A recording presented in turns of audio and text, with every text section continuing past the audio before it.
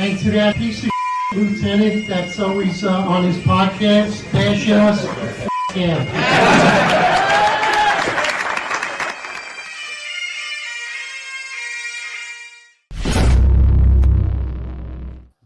All right, tensional roll call. Welcome, everybody. Real quick before we get started, Eric's still coming home from Malaysia. He just got there, so hoping to see him Friday.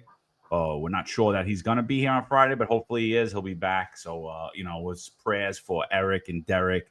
Check out the links below. This is the shirt from in support of Derek. All proceeds go to Derek or cancer research. A revised New York's Finest Retiring Unfiltered logo with the yellow ribbon, gold ribbon for childhood cancer.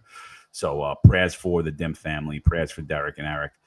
So today we got a great show for you today, man. Someone I'm really excited to speak with, retired NYPD Homicide Detective, then turned ATF Deputy Assistant Director, Pete Forcelli.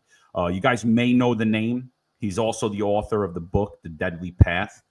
Pete was the whistleblower for Fast and Furious. If any of you guys remember that in the news that came out. Pete, in my opinion, is an American hero. He's someone that should be a household name. I don't know if we do enough to honor people who stand in integrity in this country or even in our law enforcement profession. So, it's an honor and it's a pleasure for you to join us and take your time out of your day, Pete, to speak with us. So, let's just get started, Pete. If you want to introduce yourself and just get into it, where'd you grow up? How'd you grow up? What made you get into law enforcement? Sure, John. Hey, first, thanks for having me here. And second, man, my family's prayers for Eric and his family, man, what they're going through. I couldn't fathom. So yeah, man, I grew up in the Yonkers, Bronx area. Went to Catholic school because my parents actually wanted me to get an education. The schools kind of sucked. Young, started watching a lot of cop shows back in those days with Starsky and Hutch. And then there was some like quasi cop shows like Beretta and whatnot, Kojak.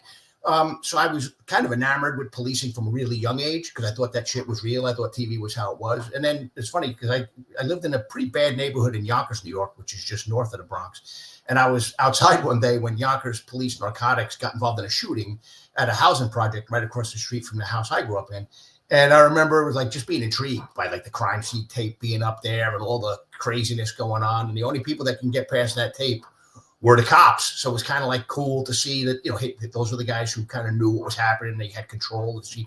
So that just continued, man. I took the test to become an NYPD cop when I was in high school. I went to a trade school, learned how to be a carpenter. So I took 4 hours a day of like history, science, English, and then 4 hours a day of carpentry. I was a shitty carpenter, to be honest with you. You would never want to hire me to do any fine cabinetry. I could put up walls and stuff like that. Okay. Took the test in 10th grade because back then you could be 16 and a half to take the NYPD test. I did. What year was that? 1983 or 82 even. I'm not sure.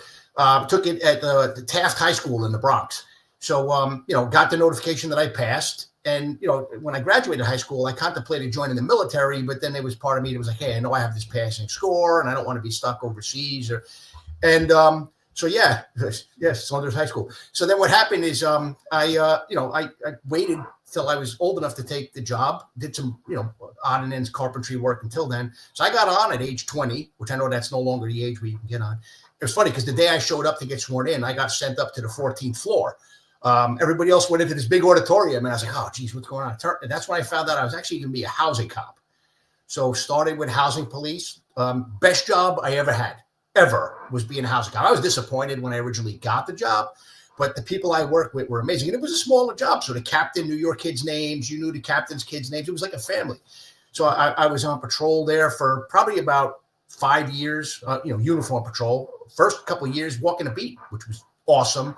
I know that's not a big thing anymore. Got into the sector car, R&P, responding to jobs. Enjoyed that too. Went into anti-crime. Then got interviewed, went into the detective bureau, still housing.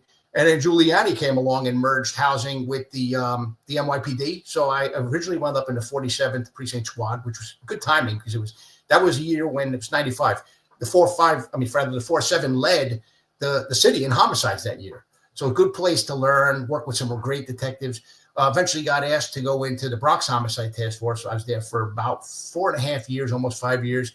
And it was around the time where the city finally acknowledged that they had a gang problem. Because years ago, we don't have a gang problem. You see guys with the bandanas, you see guys with gang colors, but no, we don't have a gang problem. So that's when I really started working with feds. Like did a couple cases with FBI. Okay, good organization. This is while you're in the 4-7? No, this is when I finally went to Bronx Homicide. This is when you're in homicide. Okay. Yeah. So we worked a lot with ATF, DEA, and FBI. FBI culture didn't really attract me. It's kind of, I don't mean to offend any FBI folks that are listening, but kind of like very structured, almost like tight ass. I found that the DEA and ATF folks were a lot more like we were, just regular knuckle draggers going out there doing what they had to do. And, so I spent some time there and jumped ship and then became an ATF agent in 2001. So I vested. I didn't do the full 20. And then I had a pretty long career with ATF. Did 21 years. I was an agent in New York for 6 years. Was a supervisor in Phoenix for 5. Got thrown out of Arizona, which we could talk about later. After that whole Fast and Furious mess. So that was 2012. Went to headquarters, which sucked for about 6 months. Went up to Canada for 2 years.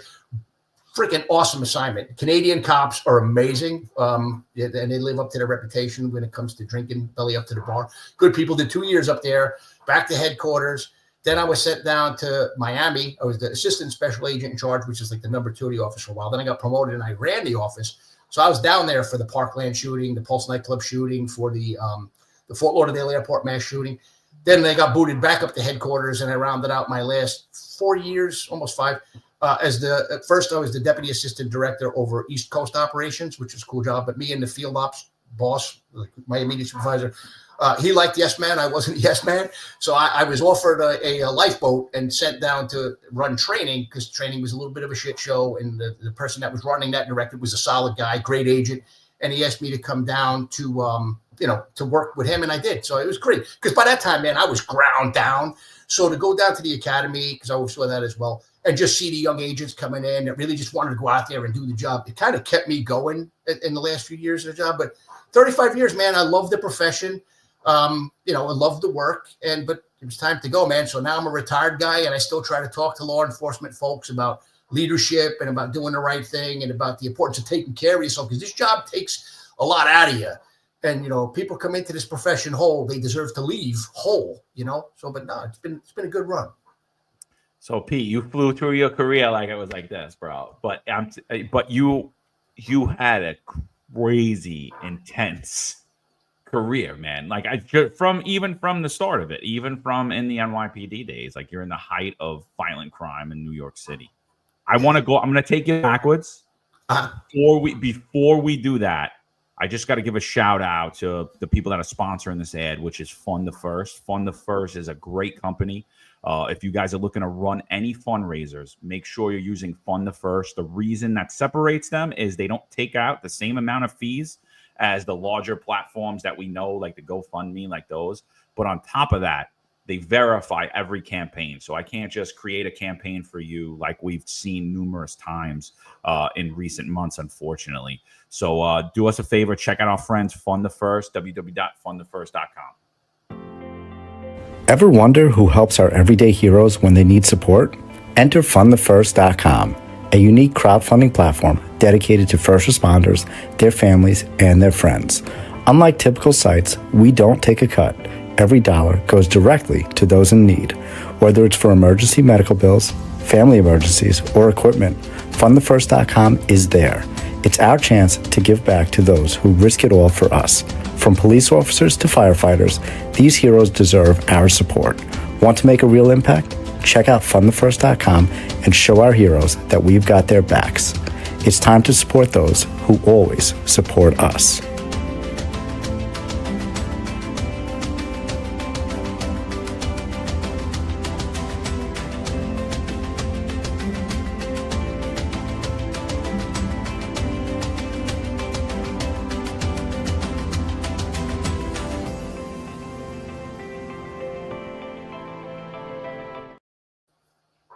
We're back. All right, Pete. So I want to take you back now, because I want to know more about you, dude.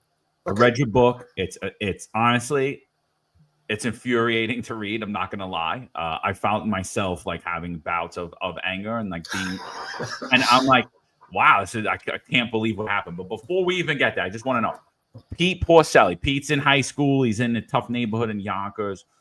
What type of students, Pete? How are you? Oh man, I was a solid C student, brother. School was not my thing. It's weird. I actually did very well in English and I did very well in history. I loved history. Math, man, which, like when you're in high school, you say, oh, I don't need this shit. When you get older and you're actually trying to make money and do certain things, you actually learn, hey man, I wish I would have paid more attention to some of that math stuff. But, look, again, I took carpentry 4 hours a day. So it was, fun stuff. But yeah, was I a great student? No, I was good at, relating to people and just having fun. I wasn't the best kid, and drunk beer in the park and ran away from the cops. Never did anything where I got, into any trouble or hurt anybody, but I wasn't an angel growing up. I had fun, Yeah, no, I mean, I think that's, the reason I ask you that, because I think that's most cops, right? I think like, yeah, mischievous people, right, but not totally bad people, like good people, hold the door for old ladies, respect old men, maybe a little funny in class, got in trouble sometimes, but but not but it's just curious, because and then I think now when I look at you could say, I could easily say that you're a scholar, right? You're an author, you wrote a book, and maybe your teacher wouldn't have saw that for people, right? The Forcelli going forward. So all right, so you're like, I want to do a different career. I either want to be a carpenter or I want to be a cop. You become a cop. You go to housing pre-merger. What was New York City like at that time, and what was that transition for you? Was it much of a transition? Like, how'd you feel like stepping into Bronx housing? Or did you love every second of, like, what was that for you? Well, I mean, look, it's an adjustment because you're going from being a kid, right, with no responsibilities other than trying to make enough money to put gas in your car and pay the rent that you had to pay to keep your parents. I was living in my parents' house at that point. It was a gift because I came on. I was a young kid, man, 20 years old, maybe even too young if you look back. I wasn't doing stupid shit on the job. Don't get me wrong, but I had these old timers that just couldn't wait to teach me the job. And, when you think about it, man, like that's a gift because you just absorb all of that knowledge. And that's the stuff that keeps you alive. It's not what you learn in the academy, man. It's what you learn from people who have walked the walk, so to speak. So, I mean, I was blessed to learn from some patrol cops who did over 20 years in uniform. There were some housing cops that just, they had no inclination to promote. They liked walking the beat. Some of them liked walking the beat because of some of the stuff that happened behind closed doors in the projects. Some of the old timers, they had girlfriends and whatnot. But it was just a great place to learn. And again, it was a smaller department and the rules were a little bit less because I remember back then, this was around the time that Eddie Byrne was killed. And I remember if you were a uniformed cop in New York at the time, it was frowned upon to make drug arrests. In housing, that's pretty much all we did. So, I mean, there were a lot of collars to be made. You learn real early on that your mouth is your best weapon. So, the person you're arresting today, if you treat him like a gentleman, or late gentle lady, they're more likely to give you information down the road. So, I mean, it was just a great place to learn. But the violence was off the hook. Crack had just kind of hit New York City. That's when TNT and all those units were formed to push back after Eddie Byrne's murder. So it was just, I guess, baptism by fire, And how would you say the morale of the department was at that point and the camaraderie? Oh, it was unbelievable. We were family, and look, even the NYPD cops, because obviously shit would happen in the projects that NYPD would come in. Mostly the 43rd precinct we dealt with the most often in the area of the Bronx I worked. It was family. We all got along. The morale was good. And then look, there was stuff that happened because it's a different era. Let's say you worked a 4 to 12. Well, you were out at the bar drinking with the cops from the precinct, with the EMTs, from firefighters, from midnight to 4 a.m, sometimes past 4 a.m. So, I mean, it was just a community and we respected each other. We looked out for each other. And, people always talked about the thin blue line and all of this bullshit, especially lawyers, the DAs. Oh, you cops all stick together. No one sticks together more than lawyers, I've learned. But, I mean, that wasn't the case, man. We didn't tolerate stupidity amongst our peers. It was just a matter of, like, supporting each other. It was again, like, it was like being part of a gigantic family. And what'd you think about, like, how was the discipline at that time also, like, as far as uniform, being shaved, wearing your hat? What was that like? Was there a real emphasis on that? Or, like, how would you describe that type of behavior from the department down? Like, what was that? Oh, no, like? there was this, and listen, even housing, but I mean, I saw it in my NYPD peers at the time, too. I remember one time standing roll call, and we had inspections. There was 2 people for housing, for the entire department, because it was only a 2,500 person department. I remember one time this guy came, Lieutenant Jones was his name. He looked like the guy from you probably remember. He looked for like the villain from the James Bond movie Live and Let Die. Bald, tall, African-American guy. And he had like a henchman, a fat white guy that came around with him. And I remember he got down on his knees and flicked a pencil under my heel. And literally was going to ding me for that. My heel and my shoes was too worn out in the back, because you're a young cop, you're not worried about it. So I mean, that's the level. One time he actually complained I didn't have my pen and pencil holder on my belt. I don't know that anybody really wore them. I was really thin at the time. I couldn't fit the freaking thing on my belt. So I mean, they cared. You couldn't have your hair touching your collar. If you were a guy, if you were a woman, you had to have it up in a bun. We had to wear the trousers with the stripe on the side. But I mean, I took pride in the uniform because I really loved the job. But yeah, there were times where they were strict, and there were times where, I should have bought new shoes. Never wore the white socks. I know some folks went with the white socks look. Not him. No, that's Yaphet Kodo, was the other guy. I think his last name was Holder. But yeah, so it was a fun place. But yeah, there were standards, and you wanted to meet that standard. Like, I don't like what I see today when I visit New York. The cops dress like elevator mechanics. Forgive me. No, I get what you're saying, man. The uniform's dirty, it's sloppy, it's messy. They're not shaven, they're not clean shaven, they're not groomed. Not everybody, because I see guys that are in shape, that are groomed, and the uniform's neat. But when you look overall, if you just take a look, I mean, that the majority are like, that's a cop. Yeah, we had to wear the 8-point hats too. So I mean, if you didn't have your hat on, you'd get dinged. And the only reason I'm bringing that up is because, like, I hear a lot of complaints today from the young cops that they're like, oh, they're hammering us for all this little stuff. And I'm like, well, that kind of always went on. I'm like, the problem is you guys don't have any morale and you don't have any camaraderie. And like, so like you said, like they're doing things they would never do today, right? If I was checking people's heel, forget about it. You get an OEO and that's not happening today. It's not to that level. But like that is a real micromanaging level as far as uniform appearance. And yet you sat here and you said it was great.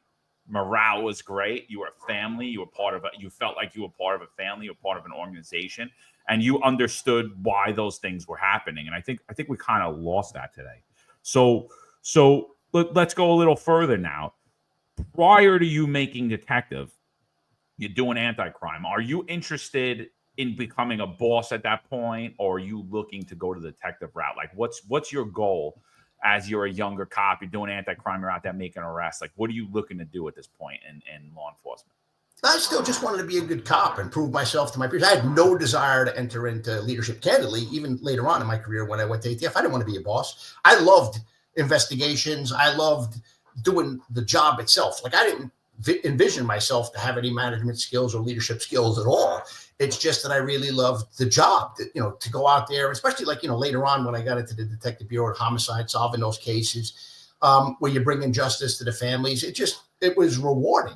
But, again, it's also a team effort. Like, so you're solving a homicide case. It's not you, it's the folks you're working with. And, like I was saying, even when we talked about being on patrol, when I got into the Detective Bureau, like, I spent a short period in the 4-5 squad. The next youngest guy in the squad to me, I was 27. The next youngest guy was 53 years old.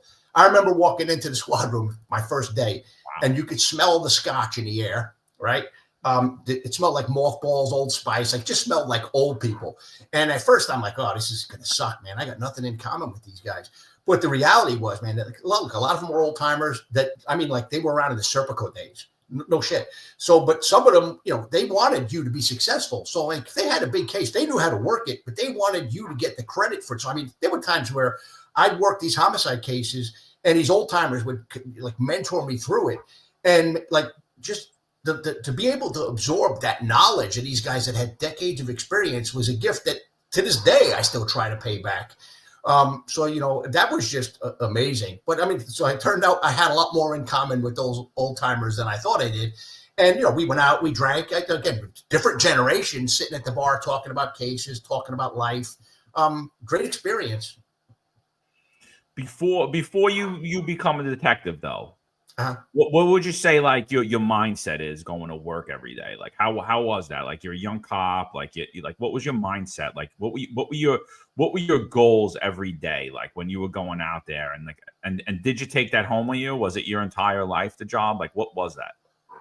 Yes and yes. Look, it was about look, I just wanted to go out there and make collars. And I'll stupidly admit that I thought the cool thing was to try to get a rack of medals. Like I thought, well, you have more medals. It shows that you're a good cop. That's actually not true, especially when half the time luckily I didn't write myself up for a lot of them, but I knew people that wrote themselves up for hundreds of medals. I'm like, well, how great is it if you had to recommend yourself for the medal? But look, I was a horrible father, and look, when I was in anti-crime, I wasn't a father yet. My daughter was born the same month I went into the detective bureau. But I was married. I didn't have that presence at home. I was so into the job that, I just really wasn't a very good husband, wasn't a very good father later on. The only thing that I made a point every day to go to the gym. That was my, where I kept my head straight, was going to the gym for a couple hours. I was a gym rat. And then I'd go to work. I'd show up for work early, like an idiot, and stay there late, sometimes not even putting in for the overtime because I just loved the job. I mean, if I worked for more than an hour late, I'd put in. But if I worked like a half an hour, that was on me, stupid, in hindsight. But I also love my team, man. I work with some really good people. So it's like, you didn't want to let them down, So, I mean, it was fun. I loved it. Yeah. Yeah. And how is that, like being a homicide detective? How is it? How do you like, obviously you're dealing with death all day as opposed to the squad where you're dealing with a wide variety of different cases. Like how would you say you handled that as a human, just as a regular person? Was it a thing for you, or was it like, I'm in the movies, I don't really know these people? Like how'd you deal with that? Kind of a little bit of both, to be honest with you, like, because you got to put up a wall because you're seeing stuff like the cases that bother you is like the helpless people. Because a lot of the murders we dealt with were shitheads who got killed by other drug dealers. So, I mean, you still work those cases as hard as you could. But the thing that bothers you is like when it's an old person. Like I remember one case where a woman was like, we believe she was hit with a meat cleaver or an axe, which left the scene in a 4-5 during a burglary. She came out of the shower, right? And then there were the babies. Like I had one case, a kid named Joseph Dalphin. He was 4 years old. The kid shit himself. He was handicapped, mentally handicapped. And he was being babysat by the stepfather. And what happened is stepfather changes the kid. The kid had diarrhea, instantly shits himself again. The guy goes into a rage and beats this kid to death, and then took the kid to a park and basically tried to stage a scene like the kid fell off the swing. But literally took this baby to his father's house. Hey, the baby's sleeping, put the kid into bed, picked the kid up. Hey, Dad, I got to go. Took him to the park. This happened in the Edenwald Project. And so what happened is they rushed this kid to the hospital. The first thing they check is the kid's body temperature, and the emergency room folks are like, what happened? Like, first they thought that he drowned, like his body temperature was so low, they thought he, was in water or something. But anyway, they report it. We show up at the emergency room. Clearly, the kid didn't drown. So we got a confession, and that's exactly what happened. The kid shit himself. The guy got upset, changed him, did it again, beat this kid to death. So, I mean, that's the kind of stuff that sticks with you, is the kids and the old people, the defenseless people, and obviously the cops when it happens with the cops. But the thing for me in the homicide squad, like my experience was a little bit different than the guys who worked homicide all the time, is because, like I said, this is around the time where the city started to acknowledge they had a gang problem. So, I was in the homicide squad during a period where Al Matarazzo was the chief of detectives, and he was a great boss. I mean, just phenomenal boss. So what happened was we started to work federal cases as homicide detectives. And my first case was this case called the sex, money, murder case.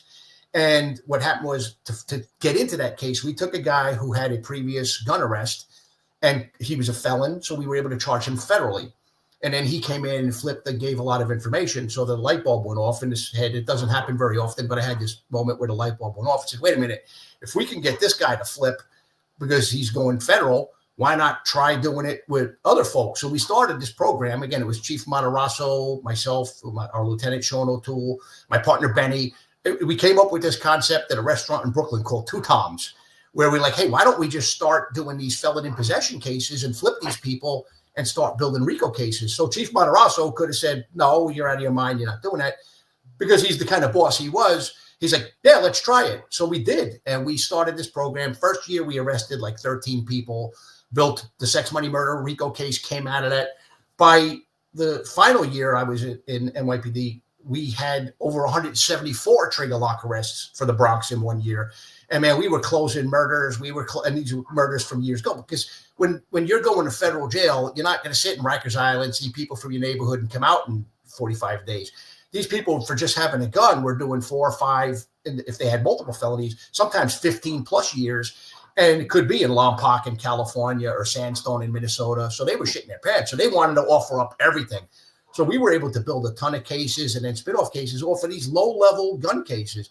And it was really doing that kind of made me realize, like, why am I a Bronx cop? I love the job. I love the NYPD. Me and my lieutenant didn't always get along very well. He had favorites. I wasn't one of them, which is fine. But that's when I realized, hey, man, like, I could have a better impact as a Fed instead of taking all these cases to the Bronx DA's office where they plea bargained everything down. And that's why, like, said about 4.5 years into my time with the NYPD Homicide Squad, I decided to jump ship.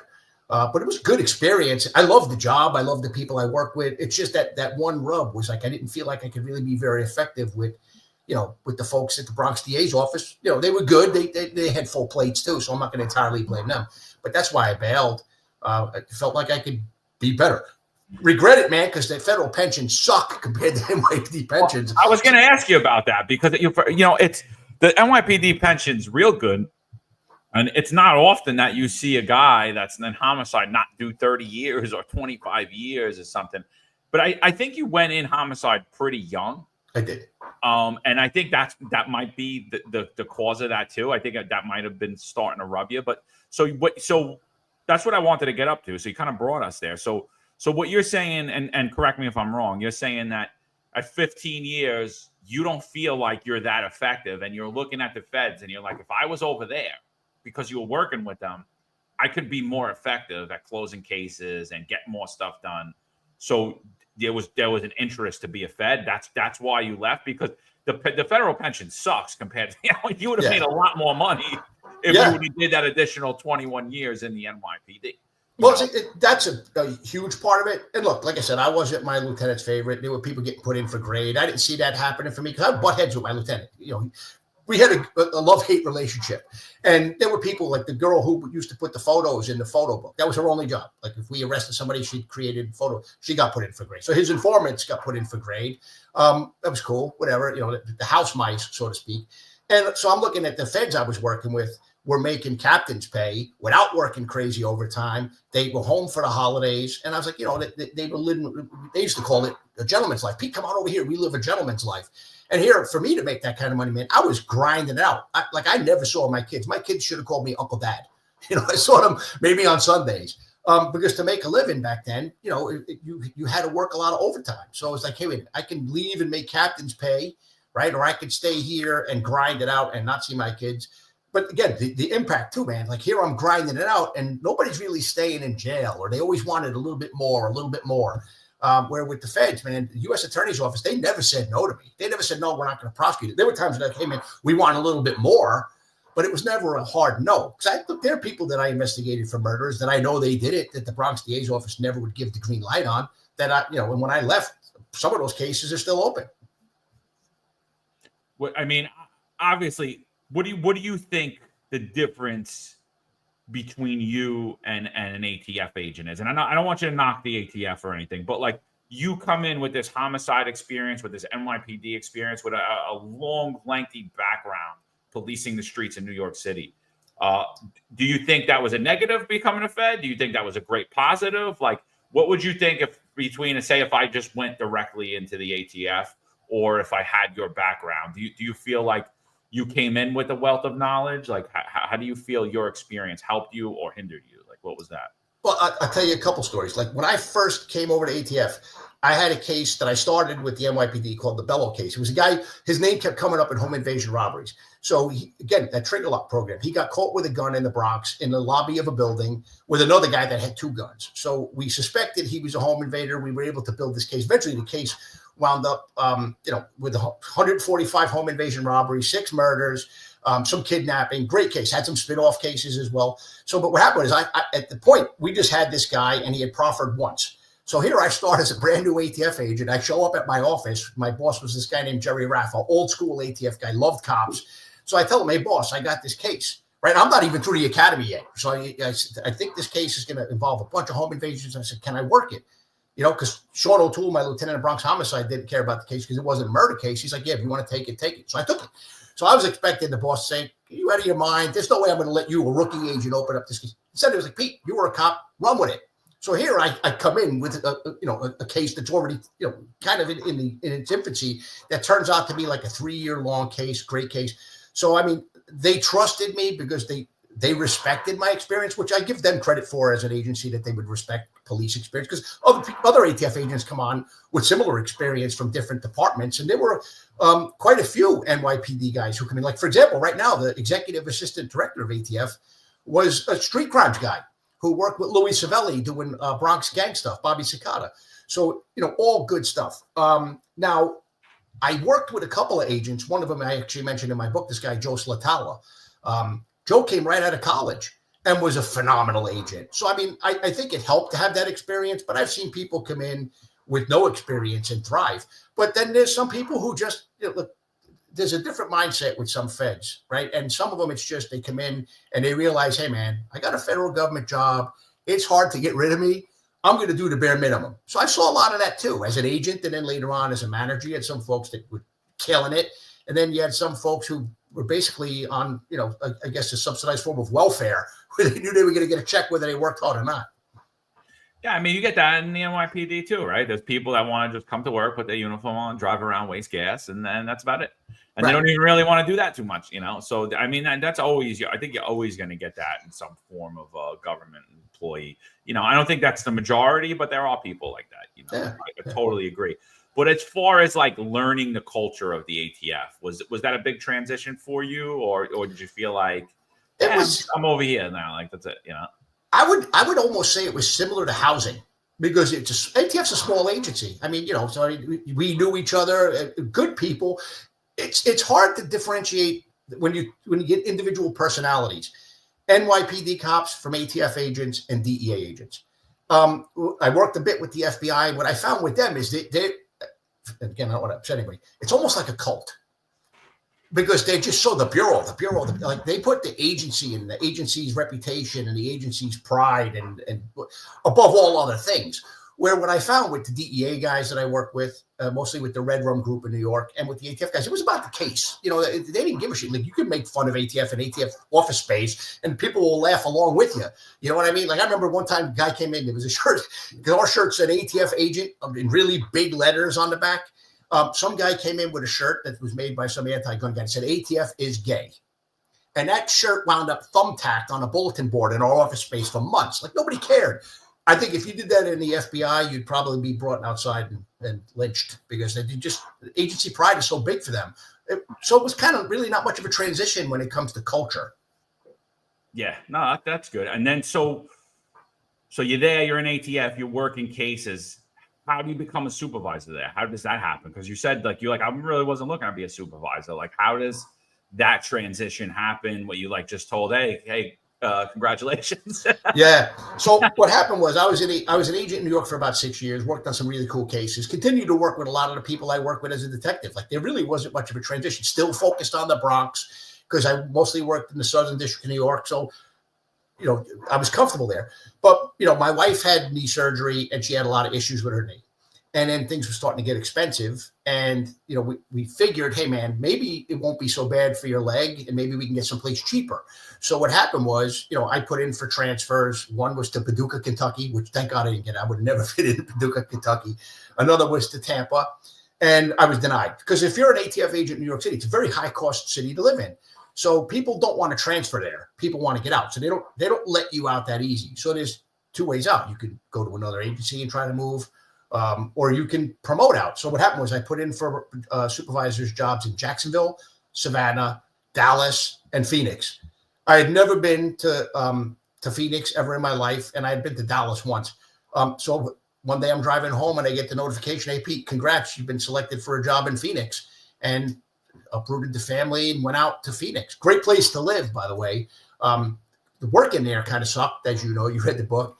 But yeah, so it was a bit of an adventure. So we just packed up the stuff. The government movers showed up, loaded up a truck, And the next thing you know, the end of, I think February 26th was the day I actually showed up in Phoenix, and just, great, kind of nervous, to be honest with you, running a group, because when you're a detective or when you're a cop, you're really responsible for yourself. You know what I mean? So if your headaches are your headaches. As a group supervisor, now I had 10 people under me, plus a bunch of Phoenix cops, eventually a marshal, a deputy U.S. marshal, some ICE agents. But I didn't want to be a dick. Like, I didn't want to go there and not be a good boss. So I tried as best I could to just be a good boss. I took advice of a guy named Jerry Arena, who I really loved. He was the SRT team leader, who I knew back when I was an agent. Actually met him first when I was in the homicide squad. So when he found out I was promoting, his advice was, and I think this is sage advice, be the boss that you'd want to work for. So that's what I tried to be. Yeah, well, I mean, you had experience with bosses, so you know what's a good boss, what's a bad boss. I mean, it's not like, I think that's how I transitioned. I was like, what did I like about this guy? What did I hate about this guy? And I did that with all my bosses, and I kind of am like a sum of all the people I ever worked for, Same. And like that's, I think that was my leadership style. I looked at the things that I liked. And who better to be a boss than a guy who's ran cases over and over again? You know what makes a good case. You know how to build a case. You know how to see it from start to finish. So why can't you do the same now, looking over a bunch of maybe seasoned, maybe more experienced than you, maybe less experienced than you? Like, it sounds like it was the right time. So let's get into that now. So now you're in Phoenix. And I think one of the highlights, when I thought of Phoenix, I think of like a pro law enforcement, almost like old USA Southern town. But that wasn't the case for you when you're there. You're there, and if you could just walk us through, like, what's your experience bringing cases in Phoenix? Yeah, no, it's funny. Well, first, when I got to the group, to your point, half the group had a lot more time on with ATF than me. And then half were younger folks. It was interesting because the senior people actually respected my NYPD time, because they didn't have to. They could have been like, hey, man, you know how it goes. You haven't been an agent long enough. We don't respect you. I never had that. So what happened was, and look, going back to the trigger lock program, like I said, we brought a lot of cases to the feds, and they all turned into, they all turned into convictions. Nobody got acquitted. But I mean, a lot of them turned into bigger cases. And I'm not saying that to brag. I'm just saying we had experience dealing with federal prosecutors bringing cases. So when I get out to Phoenix, first thing I hear from my agents is how the U.S. Attorney's Office isn't taking cases, and it really sucks. And I'm like, okay, let me see how I can work this. Maybe because I had good relationships with the Southern District, maybe I can, nuance relationships with Arizona, U.S. Attorney's Office. But man, I saw real quickly, like, they would take cases and just turn them away. Like, what they would say is, give an example. My first weekend out in Phoenix, I get a call from one of my agents who got a call from a gun store. Like, the gun dealers used to call us all the time when they would see something suspicious. And the guy was saying, hey, man, a guy just showed up. He's got a bag full of money, and he wants all the AK-47 variant rifles that we have on the shelves. So I'm like, well, how many is it? It's 13. So we roll out there. We call the dealer when we're outside saying, hey, man, we're out here. Conduct the transaction. The dealer conducts the transaction. We watch these guys load these 13 AK-47s into a yellow Ryder truck. We watch that truck leave the parking lot. We follow it, because we don't want to take action right there and burn the guy that he called us, because these guys are trafficking in cartels. You don't want to put the dealer in a bad spot. And also, we don't want to endanger any civilians that might be in the parking lot or shopping there. So we follow them. They get on I-10 heading south. We stop the car. We do like cops do everywhere around the country, man. Nothing scandalous. We separate the two people inside. Where are you coming from? They give different answers. One guy's like, hey, we were at my mother's house. The other guy's, hey, we were playing soccer. Okay, well, did you stop anywhere? No, we just came straight from there. So now they're lying. Then you have what the FFL, which is the gun dealer, told us. So you catch them in enough lies, we decide, all right, just like anywhere else, we're going to seize these weapons. We know they didn't buy them for themselves. Call the U.S. Attorney's Office. And this is the first interaction I have with them is like, let them go. We'll indict this case. We'll indict it later. Now, again, coming from New York, you stop a van with 13 AK-47s in New York City. That's going to be like breaking news almost. In Arizona, the fact that they were like, let him go was like, okay, I don't get it, but I'm new here and I got to learn the culture, because each U.S. Attorney's Office is a little bit different. So I'm like, okay, well, I guess that, we're going to have to go and pick these guys up again later when an indictment comes, which bothered me too, because these guys had guns. They weren't good people. Now I got to have my agent potentially knock on doors of guys who I know have access to firearms. Kind of scary too. So anyway, that indictment never comes. right? So I'm noticing that we do similar car stops several times a week. And hey, man, we'll indict it later. The indictments aren't coming. And I look at our case management system. Again, I'm there a short time. We have 448 open cases. And I start really scouring through them. And a lot of them are awaiting U.S. Attorney's decision, awaiting U.S. Attorney's decision. And then I look at some of them. The statute of limitations had expired while they're waiting for these decisions. So, I mean, that was problem number one. But we're still making the car stops because if we don't stop these cars with these guns in them, my thoughts are some cop's going to get shot or some kid's going to get shot because we don't know that they're all going to Mexico. We presume that they were. And look, we also can't let these guns cross the border. So we're seizing over the course of my time, there are thousands of guns. So that's one thing. They wouldn't take those cases with the car stops. So then another thing happens. I get a call from this woman, Rachel Hernandez. She was the chief of the gun unit at the time, and she wants to have a sit down. And she comes with the chief of the criminal division, which is pretty high ranking in the U.S. Attorney's Office. This guy, John Tucci, nice man. I won't say the same for Rachel. So we sit down, and she's just really pissed off about this informant. She tells us, hey, man, we're not taking any more cases with this informant number 921. So I'm aware that this informant has given us like a lot of cases, like over 20 cases are sitting, waiting for this informant to be used as a witness. And these are cases that they were going to decide on later and indict later. So what she alleges is that the informant was a liar, that the informant's information was bad. So now I'm pissed because I'm like, wait a minute. I had all those great cases with Southern District. I had good relationships, and you burn your bridges with the U.S. Attorney's Office, you're dead in the water, which I later learned. So, but anyway, what happens is I go down, and now it's like, all right, bring in all the cases. I sit down with my agents, and we're there working until like the wee hours of the night looking through the cases. And everything that informant said was spot on, like accurate. One of the better informants I've actually seen when it comes to the accuracy of his information. Did she tell you what was not credible? Or No, he's not credible. Not credible. She deemed him not credible. And she's there with her. Didn't tell you why he wasn't credible. No. So, but anyway, and she's there with her boss, who's very quiet. He's just there kind of nodding. So anyway, I call her back and I'm like, hey, Rachel, I disagreed with your assessment. I said, I'm looking through these cases and this informant's information is spot on. She said, whoa. She goes, what I meant to say is that this informant was moved with EWAP funds, which is Emergency Witness Assistance Program funds. So they basically, if you're a witness in a federal case, there's WITSEC, which is where you go into, victim witness program, and the marshals coordinate it. And then there's times where the agency will pay for you to move somewhere else. And that's what we did. We paid for him to leave town, this informant. He went somewhere else for a little while, hated it, came back to Phoenix and got back into the business again. So my agents were using him. So she said that we couldn't use him. It was a violation of DOJ policy to use this informant. And I'm like, that didn't sound right to me. So I call Wendy Olson, who was the victim witness coordinator for Southern District of New York, who worked on some of the most high profile cases in DOJ, like entirely. And I asked her if that was accurate. She goes, no, that's not accurate. And she gave me the number of someone at Main Justice to call.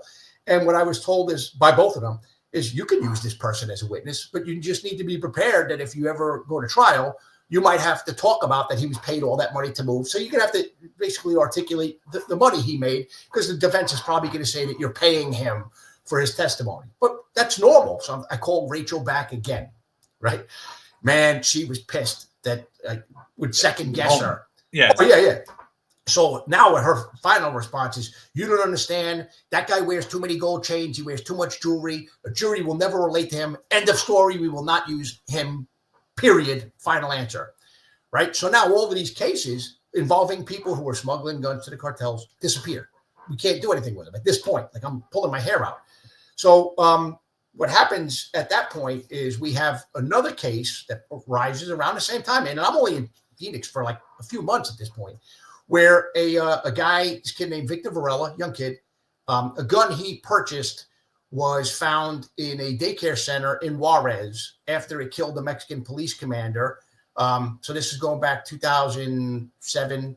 And so the gun gets traced to this kid, Victor Varela. So we determine where he bought it. We find out some other stuff that he had done. And then we identify some of the people he was working with. So what happened was this guy was involved in smuggling guns to the Juarez cartel. He had an uncle that was in that cartel. So we present this case, and then the U.S. Attorney's Office comes up with this new thing. So we had this, and we had another case at the same time going on where a gun was purchased in Phoenix that was found in a town just south of the U.S.-Arizona border, a town called Cananea, right? It was an AR-15 type rifle. The gun was used in a shooting in which 21 people were shot, right, and killed. 4 of those killed are Mexican cops, right? And the cartel doesn't do drive-by shootings like in LA where they drive by in a car and shoot the place up. They go in like a caravan.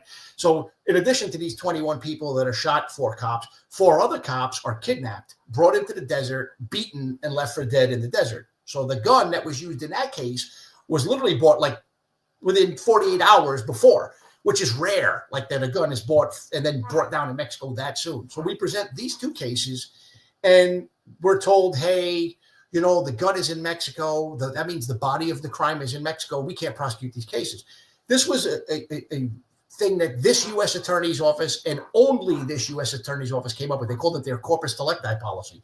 So if the gun made its way to Mexico, right, then they wouldn't prosecute the case because the body of the crime is in Mexico. The problem is like straw purchasing. When people go to buy guns for traffickers, sometimes like when dealers would see something suspicious, they would call us. But a straw purchase is an act of deception. And if you're good at deceiving, we wouldn't know about those purchases till the guns were found at crime scenes, sometimes in the United States, sometimes in Mexico. So now we're dead in the water because the guns, if the guns made its way to Mexico, no case. Our CI, who was our primary CI, no cases, 21 cases roughly in the garbage can. So, and then with the other cases, we couldn't take those cases to the county because straw purchasers have clean records, right? Where if we caught somebody with a gun, the worst thing that could happen is they have no criminal history because then you have nothing else you could charge them with. With some of the cases, like if the trafficker had a prior felony or something, we could at least take those cases to the county. But so this went on for years where we were seizing guns, trying to put people in jail who were trafficking guns to the cartels, and fell on its face. And here's the thing to consider too, like when you talk about when guns are recovered, when ATF broadly looks at crime gun recoveries, right? If a gun is recovered at a crime scene less than 2 years after it's purchased, that's considered a bit of a red flag. Now, it doesn't mean that the person who bought the gun is a criminal. You could have bought it and left it in your car was burglarized. You could have bought it, took it home, shot it and said, hey, this gun sucks. That happens. Or like I've seen people, they have a gun in the house and then the wife has a baby and for some reason, okay, I don't want to have a gun in the house. They sell it. But I mean, so anything less than 2 years, ATF's going to take a look at and may or may not interview the buyer. It depends on the circumstances. But 2 days in that other case with the Canada, again, with 4 dead cops, 4 tortured cops, how do you say no to that case? But this is what I lived, which was vastly different than what I saw in New York. And it went on, like I said, for about 3 years. And eventually, 2009, Phoenix became the home invasion capital of the United States and was second in this hemisphere behind Mexico City, which is a city of like 13, 14 million people. So my group's focus was changed to work on home invasion robberies, and a new group was stood up to work on the Phoenix-bound firearms trafficking cases.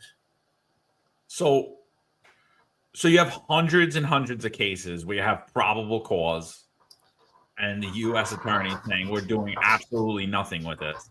Yeah, and then they're just implementing their own rules. Like, we're not going to do this because of that. We're not going to do this because of that. But none of that is actually a policy from the actual DOJ. It's just this one office is making up their own rules. Yes, 100%. And this is the bizarre part. Like, we seized so many, like we had a pretty big evidence vault. Right. So, I mean, our guns, once they were seized, would have to go into this vault. So vault became full to the point where you couldn't even really go in it. Right. So we had to, for the first time that I'm aware of in ATF history, we had to get like a variance memo to rent a Connex box. And it was put in a secure location. That thing quickly became full of guns that were being sent to Mexico that we seized. A second Connex box. So, I mean, we were seizing them. Right, we were getting the evidence, we were getting the confessions. Don't forget, we spoke to these straw purchasers. They confessed to us, no action. So now in 2009, right, when we take over this home invasion mission, which I was relieved to do because they did take some of those cases, the U.S. Attorney's Office. A new group is stood up called Phoenix Group 7, and their first case is this case called Jacob Chambers et al. And others, Latin. That's the Fast and Furious case. And the same idiots that would not prosecute our cases because the guns are in Mexico have now devised a strategy that, hey, maybe if we let the guns go to Mexico and we could tie these recoveries to cartel-related locations, we could build this huge case. So like flipping a light switch. They went from, hey, we won't prosecute these cases, to their strategy becomes, hey, they wouldn't prosecute because the guns were in Mexico in many instances. Now their strategy becomes, let the guns go to Mexico. After thousands and thousands of cases don't get brought forward and guns just getting trafficked and nobody's worried about getting caught. So they created a systemic problem. Now they're gonna do it. But before you go there, here's my question for you, because I think a lot of people in the audience are gonna say this. Why do we give a shit if guns are going to Mexico? This is the United States. What do we care? And in your experience, have you seen those guns come back over the border? Well, I mean, look, the thing that broke, because we didn't know they were walking guns in that other group. So to answer your question, I'll put an exclamation point on that one. Brian Terry, who was a U.S. Border Patrol agent, was murdered with one of those guns that came back across the border. What happened was there's no honor amongst thieves. These cartels, they smuggle drugs into the U.S., as you know, across the border. Well, there's other factions that rob people coming across the border with drugs because, hey, man, if I steal it, I'm selling it for an entire profit as opposed to selling it for a profit over what I paid for it. So Brian Terry was murdered with one of those guns, and it was an agent in that group named John Dodson who were letting these guns walk, who came forward and originally called Senator Grassley's office. And we didn't know in my group that this was happening, where they were letting guns walk. And the agents working in Mexico, because we dealt with them a lot too, they didn't know that the ATF people in Phoenix, because this was a small group of people in Phoenix, were letting the guns go into Mexico. So then John Dodson, who steps forward, calls Senator Grassley's office, he was in that group, so he knew what was happening. So I'm at a meeting in the Phoenix Field Division where the head of the Phoenix office, the guy Bill Newell's there, every supervisor of all the different groups in Phoenix is there, and then supervisors from like Albuquerque, Tucson, Las Cruces, they're on the phone. So this is our weekly big meeting. Bill Newell comes in, and his words almost exactly were, hey, the U.S. Attorney's Office is really pissed at John Dodson for contacting Grassley's office. If I were you, I'd steer clear of John. Don't be surprised if he doesn't find himself indicted. And I'm sitting here saying, wait a minute. Like my blood was boiling, John. So I'm like, wait, we referred hundreds of cases to the U.S. Attorney's Office, and they would not indict it. Some of them, they let sit till the statute of limitations expired. And an agent in that group calls Senator Grassley's office, who has the right to conduct oversight, right? Congress can oversee government. And they're going to talk about indicting him. That's the night I went home and had to sit down with my wife and say, hey, man, I think I need to step up and call Grassley's office, because they're saying he was lying. They were saying John Dodson was lying. He wasn't lying. I mean, that's insane to me. Like that whole part. So if you had to sum up Fast and Furious for the audience, how would you sum it up as what the operation was, what they were doing, and why it was wrong? Well, look, you don't let guns fall into the hands of criminals, period. Because people getting killed in Mexico are human beings. Any cop stopping one of those cars going down I-10, like some Arizona DPS guy, could have been at the other end of one of those rifles. So that's a big no. And in ATF, we did not do that. We did not let go. Like if we did an undercover deal, I'm the agent, you're the bad guy, we're going to conduct that deal in a place where you can't get away. Right now, I might let you touch that gun. The second you have your hands on that gun, a SWAT team is jumping on you or you're getting boxed in, that gun is not leaving the perimeter of that deal. So the whole concept of letting guns disappear so that eventually when they get recovered, we could try to put a pin on a map and say, hey, that's a cartel spot or that's a cartel incident. And these straw purchasers are tied to those incidents and therefore they're supporting the cartel. It's monstrous. And I mean, like diabolical, because most of the guns that get recovered in Mexico, they're not getting recovered in search warrants. The police down there don't have time for search warrants.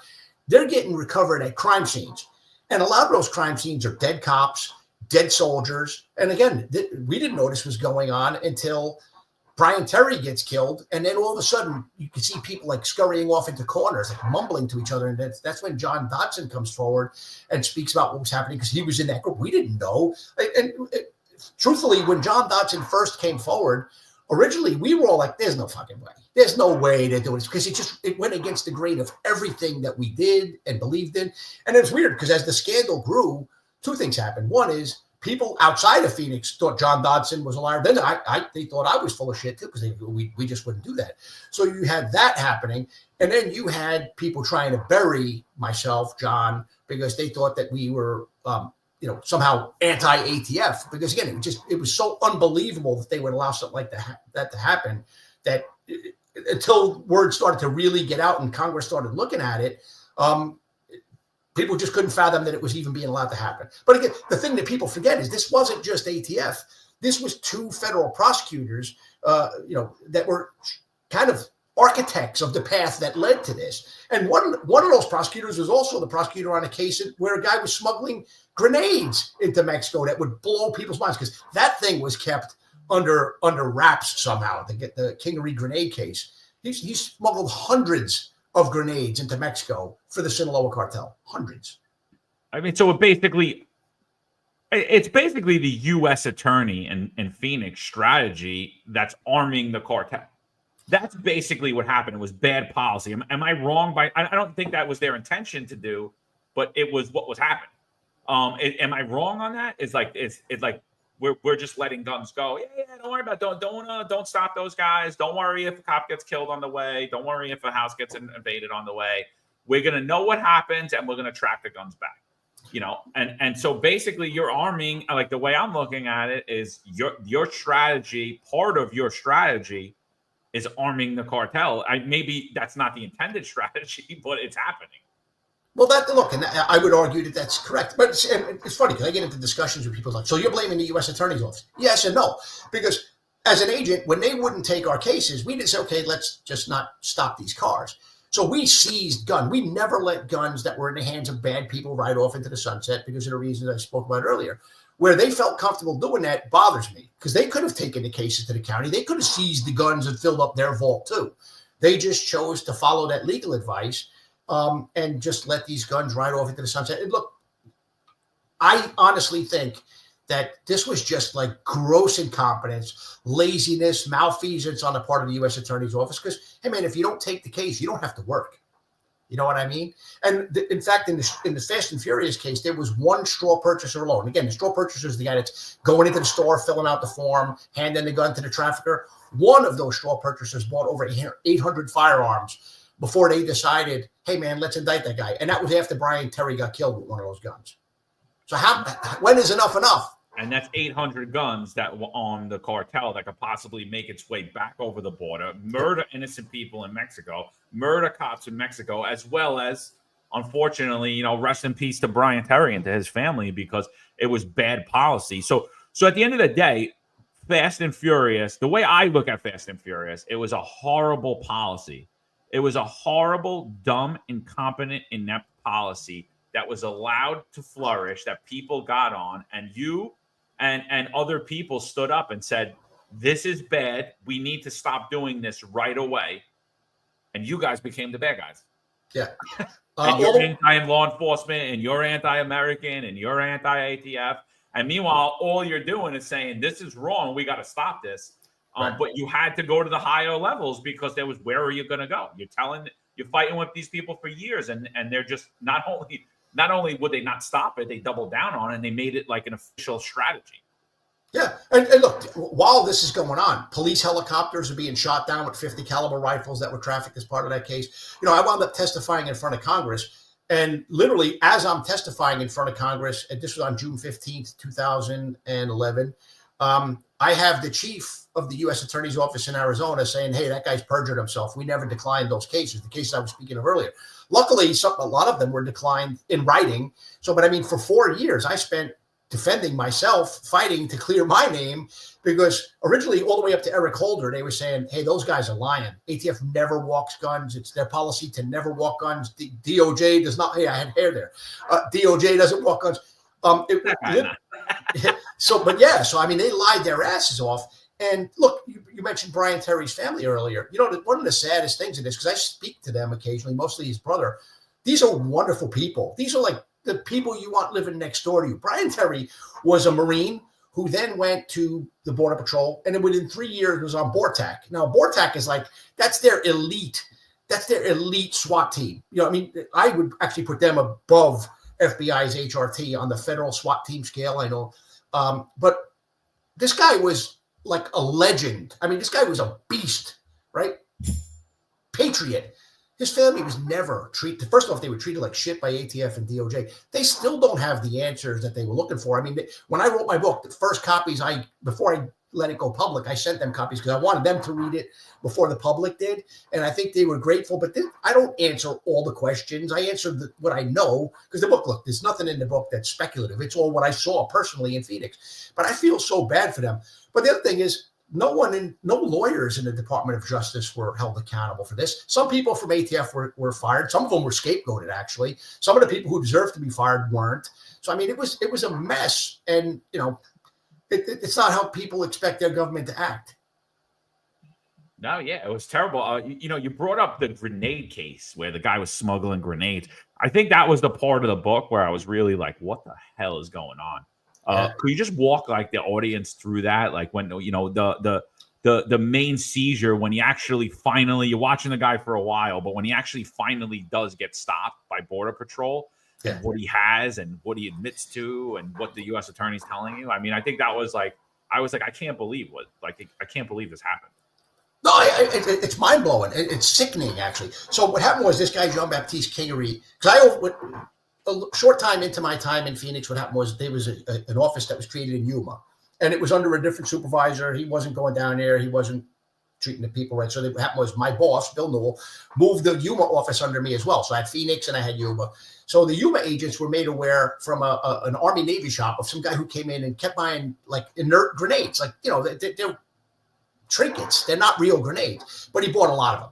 So we start looking at this guy, and we found out that he had purchased 4 firearms that were believed to be smuggled into Mexico in the past. That case was surprisingly declined by the U.S. Attorney's Office. This is before we start looking at the grenades. So what happens is we find out that this guy's been ordering grenade parts from all over the United States. There was a place up in upstate New York, I think called Old Sarges. There was a place in Illinois.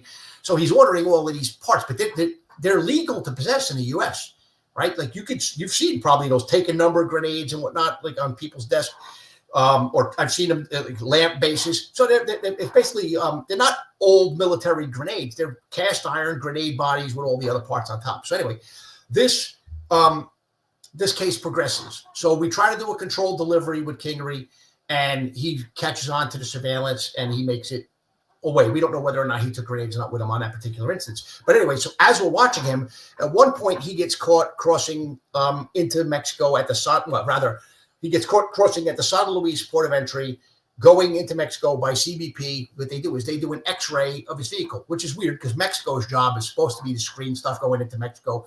They do such a shitty job that CBP does it for them sometimes. And what they do is they X-ray Kingery's car, and they see a bunch of grenades in his tire. They're disassembled, right? And again, it's not illegal to have them in the U.S. It is illegal to export them. It's a violation of the Arms Export Control Act. Some of the parts of the grenades are prohibited.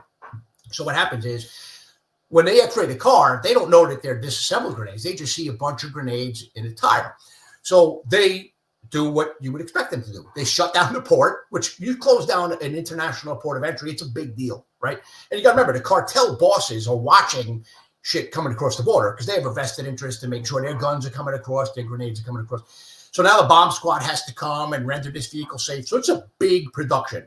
So Kingery's brought into custody, and originally Emery Hurley, who was the same lead prosecutor on Fast and Furious, is now the lead prosecutor on Kingery. He says, hey, man, don't keep him in custody. He's willing to come back tomorrow and be interviewed. Can you guys interview him tomorrow? Now, I'm in Phoenix at the time. Yuma's about a 4-hour drive. So I'm starting to head down to Yuma. We're going to interview him the next day. But I was worried he might not show up. But he does. He shows up. So my agents put him in the interview room. In the interview room with them is an ICE attorney. So he's a lawyer, a federal agent who's a lawyer. And Kingery goes on to talk to us about what he was doing. And he admits, yeah, I've been making grenades for the Sinaloa cartel. I've made about 800 of them so far. Explains what he does. Get a full confession. Call back to the U.S. Attorney's Office. Call Emery. And Emery says, hey, Pete, I don't like this. He can always say he's making those hilarious complaint. Exact words. Hilarious complaint department. Take a number executive desktop items or novelty items. So I'm like, you got to be fucking kidding me. Like, I'm so pissed off now that he's not wanting to take this case with the confession that this guy's making the grenades in Mexico. And we had other evidence, too, that I called the Southern District of New York because they were working a couple of cases with the Sinaloa cartel, figuring, hey, can you somehow absorb this into your bigger cases. And their response is, hey, man, did any of the parts come out of our district? No. Any wire transfers of money through our district? No. So here I'm saying, here we have the crimes happening in Arizona, right? They won't touch this case. New York is willing to take the case on the thinnest of threads. So anyway, I'm fighting big time with Emory Hurley. So finally, he's like, all right, listen, how about we do this? Let's see if we can get a little bit more. So now, this is for the first time in my career. And again, as a detective, you live and die in the interview room. I've never brought a guy back into the interview room for a re-interview on the same day, but we bring Kingery back in. Tells us the same thing. I've been making about 800 grenades. He admits that he was making taking the AR-15 rifles that are sold here that are semi-automatic rifles and the AK-47 variant rifles, which are semi-automatic, and he's converting them into machine guns for the cartels. And he adds that he would occasionally take thumb drives from Mexico to bring back into the U.S. And we're like, okay, well, what's on the thumb drives? He goes, well, sometimes people might owe some money. It's instructions. Instructions for what? For the cartel people in the U.S. to reach out and touch people that are operatives in the U.S. Like hit this guy, get the money from the. Yes. Great. So that was the part that was the craziest to me. He admitted to moving stuff in between and nothing. Yeah. But anyway, I fight with Emory again. This is a screaming match. Now the ICE lawyer, who's a lawyer, he gets it. He was screaming. Finally, Emory's like, well, let him go. We're not willing to charge this. We can speak. We'll meet in 2 weeks and we'll decide whether or not we can indict this. So I'm like, okay, this is more of the same, right? And we'll indict it later. So that meeting comes up 2 weeks later, and then I get the song and dance as to why, this has no jury appeal. The people aren't going to buy into it. What if the confession gets thrown out? I'm like, you got to be fucking kidding me. So anyway, this goes on for some time. Now, at this point, we have Kingery himself saying, hey, man, the cartel knows that you guys had me in custody. Lock me up. You need to lock me up. Like, he's begging us to arrest him. And they're going to kill me. Yeah, right, they're going to kill me. So anyway, doesn't happen. We're fighting. Now, Emory Hurley, the lead prosecutor, goes radio silent on us. He's not even returning our calls. Fast and Furious is going on. This is going on now.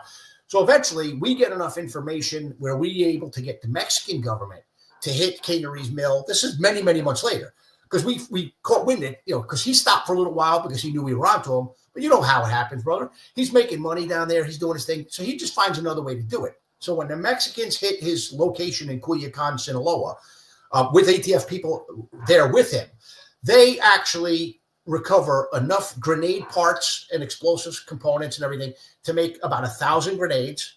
They recover the machinery that he was using to take the AR-15s. Like, he basically had a gunsmithing shop. They recover that. And they find out that he was actually teaching other people how to do this. So he was, in essence, the armorer to the Sinaloa cartel, who for well over a year, we couldn't get put in jail because of the U.S. Attorney's Office's policies. It was mind-blowing. It was the most, to me, and maybe I'm just, because I was fighting for it, because I knew what was going on as it was going on, unlike Fast and Furious, where I found out after the fact. To me, I found this to be more appalling than Fast and Furious. Joy says it's like being on the telephone switchboard operator in the precinct and telling the confession murderer to come back later. Yeah. That's exactly what it is. So, all right. So you were like, I can't live with this. I'm not cool with this. You find out what's going on. You see that people are getting assaulted and you're like, I'm going to tell my story of what happened. And right. I'm going to go to the Congress. What happens to you as a result of that? Well, a couple things. Actually, before there was the hearing, there was a deposition. So it happened in a conference room in a hotel about 6 blocks away from our office. So I show up at this deposition and I tell them everything. So you had people from Senator Grassley's staff, Senator Leahy's staff. He was the chairman of the judiciary at the time. You had Darrell Issa was the chairman of oversight, and Elijah Cummings was the ranking member. So you had staffers from all 4 of those offices there. Room full of staffers, all lawyers. So I tell them everything. I mean, I laid everything. Took about 6 hours for this deposition. So I leave and I walk back to my office, about 6 to 8 blocks away, right? I parked at the office because I didn't want to pay for parking because I'm a cheap fuck. So anyway, before I even get back to the office, I get a phone call from an AUSA because some of the prosecutors there were good people. They wanted to do their jobs. They didn't like their office's policies either. And the guy's like, hey, Pete, I just want to let you know everything that you said in that hearing with the deposition, rather, which was supposed to be confidential, was relayed to the United States attorney. who's the presidential appointee. He's got a lot. He's the chief federal law enforcement officer for the state of Arizona. So I'm like, oh shit. All right. So I know I got to watch my back now. And it's Holder at the time, right? Am I right? Well, Holder was the attorney general of the U.S. This was a guy named Dennis Burke. So he's the U.S. attorney in Arizona. Yeah. Okay. He was a Janet Napolitano crony, worked with her for years. So, all right, now I know I got to watch my back. So then a day later, I get a phone call from another assistant U.S. attorney in that office. And that person's like, hey, man, can we meet for coffee? So I go meet them at Paradise Bakery downstairs from my office. And the guy prints out, he had an email that was printed out, and he slid it across the table to me. And I read it, and it's from Dennis Burke, again, the U.S. attorney, to his entire staff. And it basically said, anyone running into Pete Forcelli, even if it's seeing him having a cup of coffee with his family on the weekend, will report this to me through your chain of command immediately. So this guy's telling me, hey, man, you need to watch your back. So that happens. Then as time progresses, like remember one day I'm leaving I lived in a little area. It wasn't a gated area, but it's kind of a secluded community, certain ways in and out. And I see like this Burgundy Monte Carlo parked in the street. You can't park in the street. You got to. So I leave, start making some turns. That car's behind me. Going to a gas station. That car. So I'm getting surveilled by people. This happens. There was a Crown Victoria, which stood out. There was the Burgundy Monte Carlo. There was a time when I went to a restaurant with my wife and my kids, and we're sitting there, right? Because sometimes the surveillance was attempting to be covert, and it might have been times I didn't see it. There were times where it was overt, and this was one of those. Like I'm sitting there, it's one of those places where you have like a long bench that goes down the wall, and then there's tables, and on the other side there's chairs. So me and my wife and my kids sit down to eat dinner, and these dudes come and sit down like a couple tables down from us. And they're literally just like staring at us. And they look like feds. I don't know. I still to this day don't know if they were FBI doing favors for the U.S. Attorney's Office, OIG. Originally, I thought they could have been ATF Internal Affairs, but later I got to know everybody in ATF Internal Affairs. It wasn't them. So I still don't know who was surveilling me, but we were under surveillance, which made it tough because here I'm trying to communicate with my lawyer, and you don't want to do it by email. You don't want to do it by phone because are they tapping your phones? Are they monitoring your emails? Because during the same time, they were taking Cheryl Atkinson, the CBS lawyer who was reporting on Fast and Furious. They were pulling her emails. So it became really expensive to have to go and deal with a lawyer when you got to do it face to face every time. And my lawyer was in the DC area. So every time I wanted to talk to my lawyer, it meant getting on a plane. So, I mean, it nearly bankrupted us. But yeah, it took about 4 years of constant OIG interviews and various other interviews with other entities. It got to the point where 6 different times I said, look, man, if you don't believe me, put me on a polygraph. And they never did. But I mean, I was willing to do it, which is a gamble, man. You blow a polygraph, they'll pull your security clearance and you get fired. But at that point, I had my back to the wall. I didn't know what else to do, you know? And do you have any representation in ATF? Like if you know, like for that, was that anywhere you could even go to? Like, I mean, you're fighting the federal government at this point. I don't know where you're going, but I mean, as far as like, you know, you're coming out of your pocket for your attorney, all that stuff. Is there any like base like that? Is there any type of union for the ATF? Yeah. We had FLIOA, and truthfully, like the FLIOA attorneys represented me at the hearing itself. Right. Okay. So, I mean, which would have cost me probably about $50,000, $60,000 just to have a lawyer deal with that. But what happened was some of these other cases, like they were accusing me of perjury. And then with the grenade case, you know, I was afraid they were going to try to say that we told King and Reed. So they were lying about other stuff. So I just figured, you know, something, I need to get a criminal attorney on board as well. Yeah. So that's, you know, I just wanted to cover my ass, you know. And the sad part is like for a lot of things that happen, you know, a lot of the agents are lawyers. It's like if I got fired, man, I was out of the NYPD for over a year, can't go back. I was kind of older. I mean, all I knew at this point was how to be a cop. And like I said, I could do carpentry, but I suck at it. So, I mean, this was my livelihood on the line here. You know, my ability to feed my wife and my kids. And that's why I opened up earlier and I said, you're an American hero and you should be a household name. Because everybody, you know, like when you have integrity in law enforcement, I don't think it's lauded. You become the enemy of that organization when really what happened was wrong. You called it out that it was wrong. It's no longer happening because it was wrong, and people lost their life as a result of it. You know, and border agent Brian Terry lost his life as a result of it. And you and others were just trying to right that wrong. Right. So, and now you're a target of it. Your livelihood's on the line. Your life's on the line. You know, you don't know if you're going to be charged criminally. You don't know if they're going to come up with some bogus criminal charge. I mean, it's sad, but it's sad to watch what happened. And so like, what was there anything else that came as a result of it? We transfers? Well, yeah, I basically couldn't represent my group at this point because look, as a group supervisor, your job is to manage your group, right, or lead them, but it's also to deal with the U.S. Attorney's Office when things go sideways. So you're there to kind of like nuance things. Well, that U.S. Attorney's Office they were done with me, so I couldn't advocate for my group. And then part of me was worried about like, will they screw with one of my agents to get back at me? So what happened was originally I was removed from all cases except for the Kagery case because that one was such a political hot potato that I didn't feel comfortable asking someone else to finish that one. I said, all right, well, I'm already neck deep in it. So once that case became finished, they sent me to the inspections division, which was this unfunded division. We had nothing to do. So then, luckily, Tom Brandon, who was the supervisor of the ATF office in Detroit, who was a special agent in charge, he got transferred to Phoenix for a short time. He was incredibly supportive. Like he said, man, as long as you're telling the truth, Pete, I got your back. He's a Jersey City guy, kept his word. So while I was getting my ass kicked, he eventually got promoted to the deputy director's job. So he couldn't really fight for me because he didn't know what was going on in Phoenix enough to do that. But he gave me the space to fight for myself, which was good because I needed that space. So eventually they wound up sending me up to Canada. So I was up there for 2 years. They figured, hey, man, if he's up there, the media can't get him. That's not entirely true.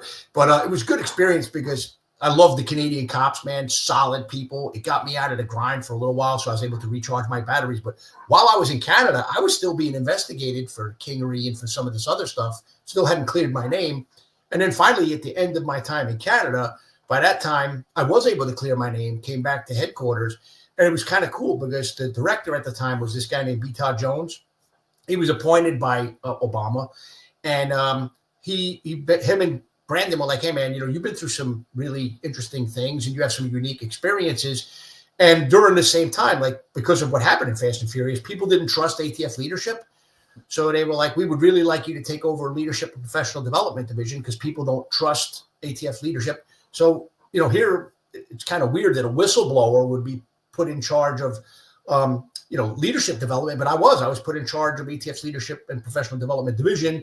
So I was able to bring in a lot of external training from like the Army War College, IACP, and get, good training that came in and helped restore some trust in leadership. And so that was a good experience. And then, like I said, after a year in that role, I guess they were happy with what I did. I was sent down to Miami, which was a pretty good experience. I'll tell you what, Miami cops are very, very similar to New York cops. Yeah. So yeah. I've interacted with them. Yeah. But so I guess I just want to go back a little bit because, obviously all of this had to be a strain on your family, dude. And on you mentally, physically, emotionally. Like, I mean, to hear the story is one thing, to read the story, one thing, to actually live through that, I mean, it's got to be a totally different experience. You were a homicide detective, dude. You've seen and done a lot of things in your life. You've seen dead cops. You've seen dead kids. You've seen dead innocent people.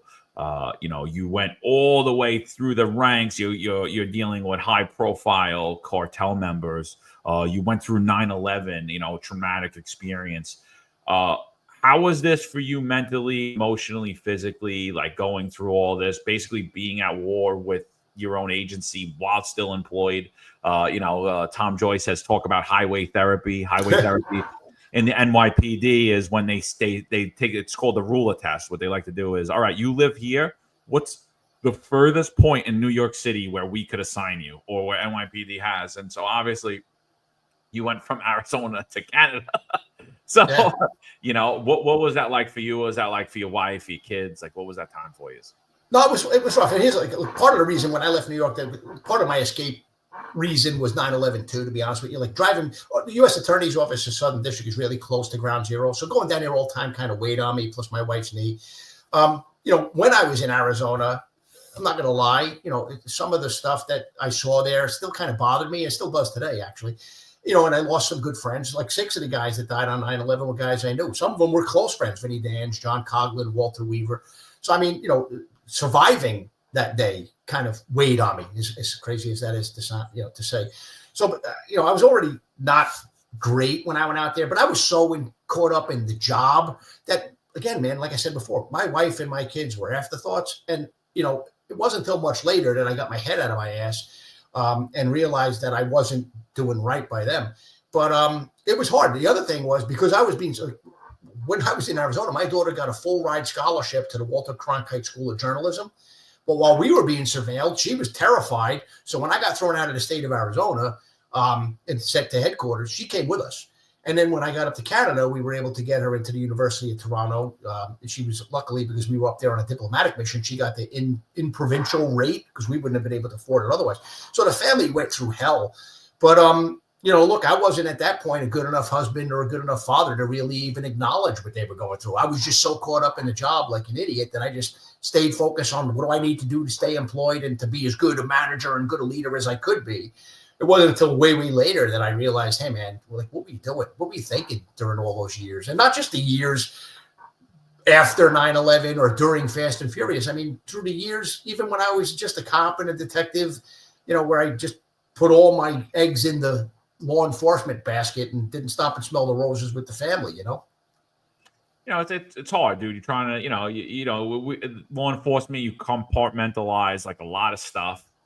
And there's just a lot of things, that humans aren't capable of dealing with. And, when most of your waking hours are spent at work and dealing with all this stuff, life, family kind of becomes an added stress on you. And you kind of compartmentalize that too. And sometimes you don't realize what you're doing to your wife, your significant other, your children, the time you're taking away. And, I to say that like your situation isn't common, like that's, if you're doing your job in law enforcement, that's basically what most people are going to do. You know what I mean? You're going to your family kind of does come second, whether we admit it or not. Like I said it before, like I now looking back, I'm like, wow, I really did put the job in front of my family, my kids. Like I did, and so I don't knock you. I think it's something that we realize at some point. Hopefully people realize it earlier. We always say the job, you could love the job all you want, doesn't love you back. Right. And that's kind of what it is. Yeah. But I mean, financially, we took a beating too. Like there was a point where I had a pawn, like I had a bunch of watches, which I shouldn't have bought. When I was a detective, I liked watches. So, I'm not going to lie, some of them were put on the credit card where it may not have been the best judgment at the time when you're young. So I had 2 Breitlings, I had a couple of Omegas. I had to pawn them to help pay for the lawyers. I had to pawn a rifle my grandfather gave me. We had to hold a yard sale while we were still in Phoenix to be able to make the mortgage payment.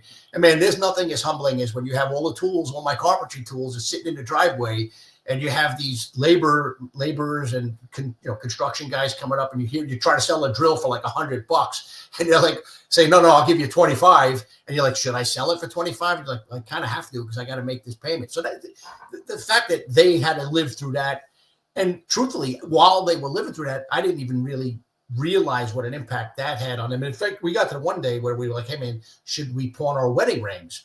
And that's when we sat down and go, hey man, what are we doing? Like that's just going too far. But man, I'm blessed to have a wife. She went through a lot with me, and she's still with me. Yeah, dude. Yeah, she's more of a warrior than you, bro. Like I gotta be, like that's she's Puerto Rican from the Bronx, man. She's tough. Yeah. She's that's a tough wife, man, to go through that. Oh, you want me to move to Arizona? Oh, we're moving to Canada. Yeah. Oh, yeah, okay. Yeah. No, you absolutely are blessed, dude.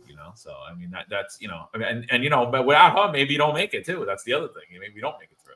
Right. So, and another thing about you, I don't think that we talked about. You're a 9/11 survivor, dude. I mean, you're a bodybuilder, you're a muscular guy. I mean, you still are. You're still in shape. You still work out. I mean, but like, you're not even talking about that, my friend. Like, like that's another thing you're just brushing over. Like, you're a 9/11 survivor. You have one lung as you're sitting here right now. Like, why don't you tell us a little bit about that too? I mean, that's like, the physical demands, the mental demands that you've went through. I mean, dude, you're a national hero, in my opinion. Bro, look, I was blessed to work with great people. I'm no hero. I did what the taxpayers expected me to do, But no, 9/11. Look, it was a rough day. I was there shortly after the first plane hit. I was there for a couple of days, on site before I even went home for that first, meeting with my wife. It was the third morning. So, I did what everybody else that was on the job at that time did. You went down there, you did your best to help be what it was such a gigantic scene that, there was no plan. You filled in whatever hole you could fill in at that time. But, I still, I saw people jump off the roofs. I still hear the sound, how it sounded when they hit the ground. I saw Vinny Danz, Walter Weaver, and John Coughlin walk into the plaza shortly before the South Tower crumbled, assuming that they were killed right then and there. So, I mean, there was things that haunted me. Like, I couldn't even go to I went to every police funeral that I could possibly go to, because I felt that was an honor to go and pay respects to people who did what we did. It just a show of love. After 9/11, I couldn't go to even the funerals of my friends because I felt guilty that I was still here and they weren't. So I dealt with that for a while. And then, I had some other things that happened. And I hope people are listening because, I was stupid in dealing with it. One day I was driving home to New Jersey. I lived in Freehold when I left Yonkers. And all of a sudden I get these massive chest pains, right? I'm like, oh, fuck, what's going on? And so I'm still about 30 to 40 minutes from my house and at least 20 minutes from a hospital. So what do cops do when they think they're having a heart attack? Trying something in the hospital. Yeah, exactly. I should have pulled, and I'm at a toll plaza. I could have stopped. Hey, Mr. Toll Man. No, I'm going to drive. So I get to the hospital, right? And the doctor and the nurse, I didn't know this, when they could tell if you're having a heart attack by enzymes in your blood. I didn't know that. So they put the monitors, and they do all that stuff. They take the blood. They come in a little while later, and they ask me a bunch of questions. And they say you're not having a heart attack. And then they give me a shot of Demerol in the shoulder. Furniture never felt quite as comfortable as it did that evening. But I remember the nurse saying, hey, man, did you ever think that you might have PTSD? And I was like, it wasn't rude. That's not my nature. I'm a respectful person. But I'm like, no, it's absolutely not. Similar thing happened to me when we lived in Arizona, where I was in a Starbucks with a very good friend of mine, this guy, Tommy Mangan. Same thing, man.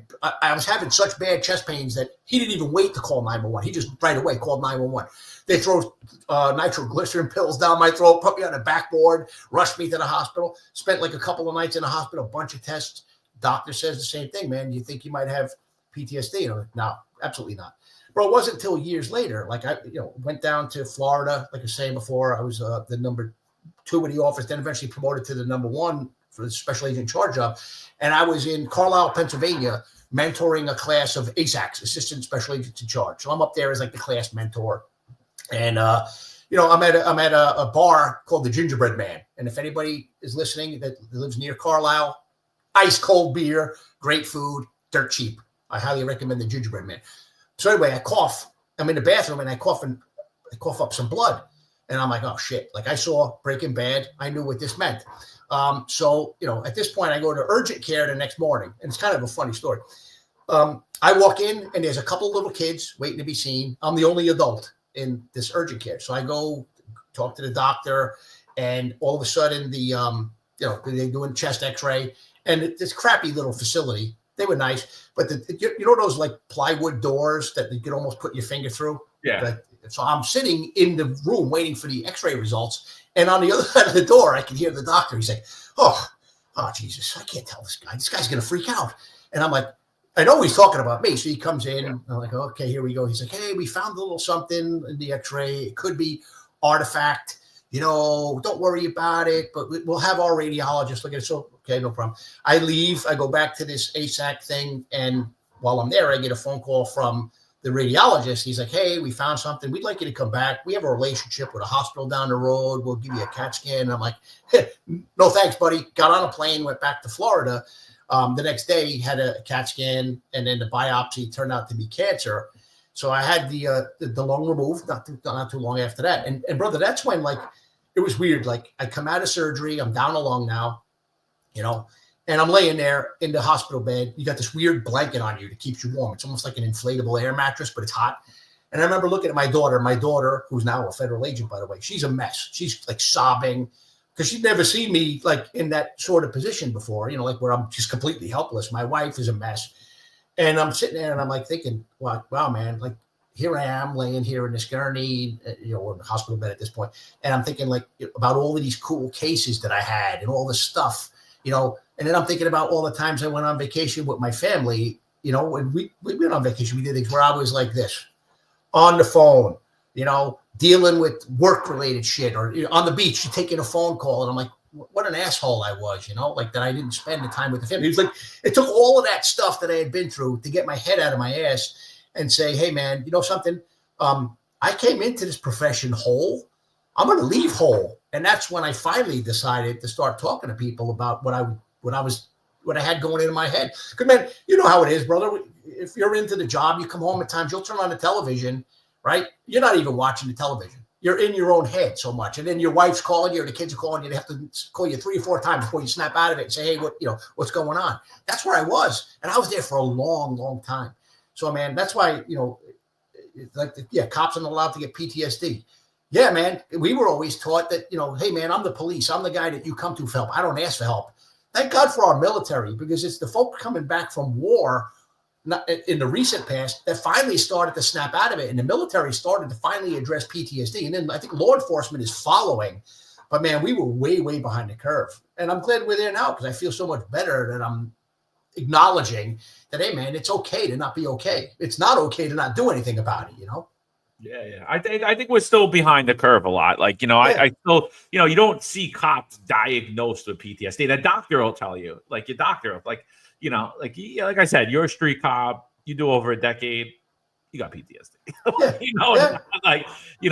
And you could get it just from the shifts alone. Never even mind like what you dealt with or anything like that. It comes in forms. So no. I mean, I appreciate you like you telling that story. So what makes you wind up deciding when do you wrap it up with the ATF? When you, like I said, I'm done. Well, I was in charge of the Miami office when that happened, Parkland Pulse, all that stuff. So it started to get old, went back up to headquarters. Didn't really want to go to headquarters, but it was a good experience. I mean, I got to oversee the academy was part of like my portfolio. So just to see the young people coming in and I'd go down there 1 week a month. So which was nice. I didn't have to wear a suit because I wear the golf shirt and the 511 pants and just go there and talk to these kids and talk to the staff. It was like invigorating, but with a federal government, you have a 57-year mandatory retirement age. And I'd seen guys reach that age and then like they take your badge and gun on that last day. It's like, hey, thanks for coming. And I've seen people not be able to get jobs after that because you're not working. So I figured, let me go out on my terms. So, in 2001, I popped smoke and went out there and just started looking for jobs. And it's good because, look, man, we all have an expiration date. I mean, at some point you got to do things, take care of your family, and the job becomes burdensome. So I got out before I became really bitter, which is nice. But look, the other thing, it's kind of like a double-edged sword because I still really enjoy the law enforcement community.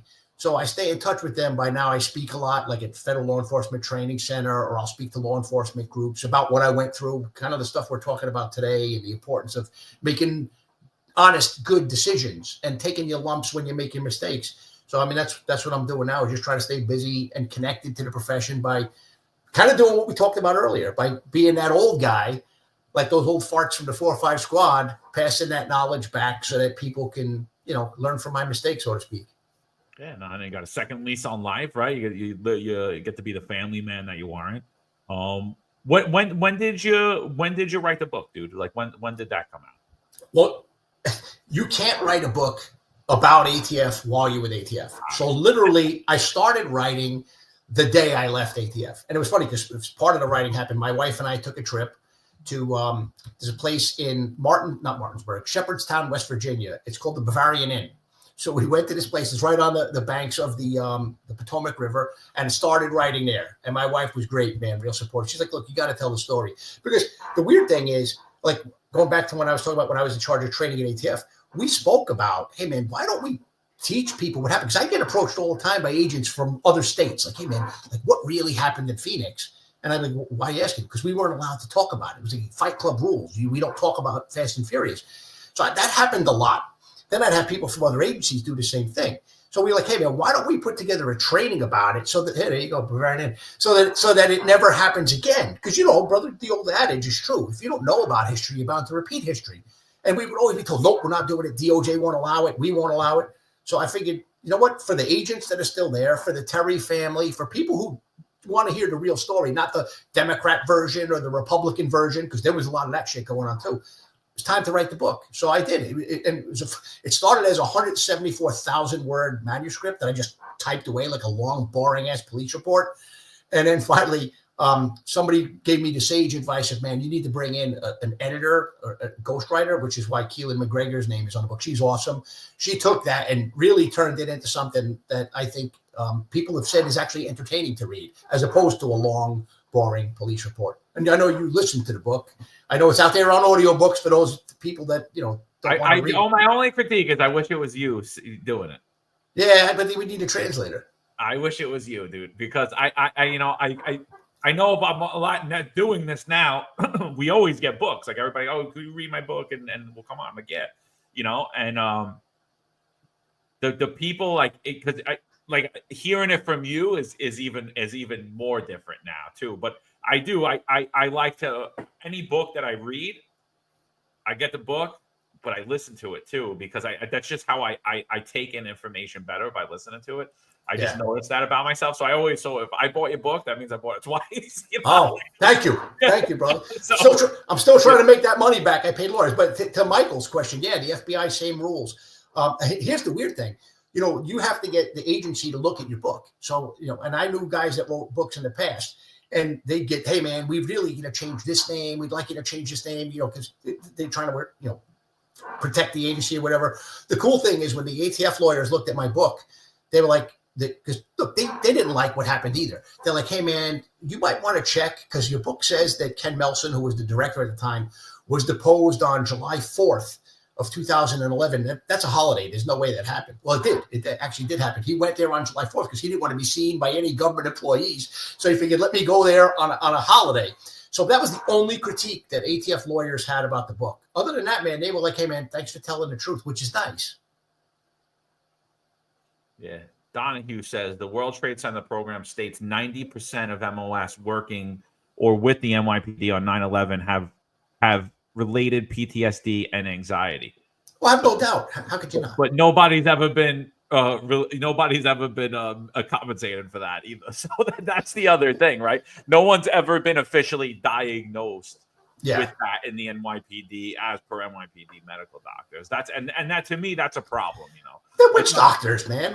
Come on. NYPD medical unit, let's give me a break. Your arm's practically hanging off. Yeah, you're fit for duty. Go back. So they give you the go ahead. You write the book. The book, for those of you wherever you're watching or listening, the book, the link is in the notes of the show, as well as Pete's LinkedIn, where he's active on social media. Are there any other social media handles you have?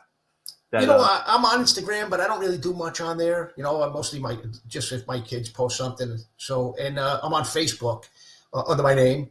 But yeah, LinkedIn is where I do a lot of my posting, because look, I have a law enforcement following, and I learn a lot from the folks on LinkedIn, and I try to put some positive stuff up there that folks can learn from some of the things I've seen as well.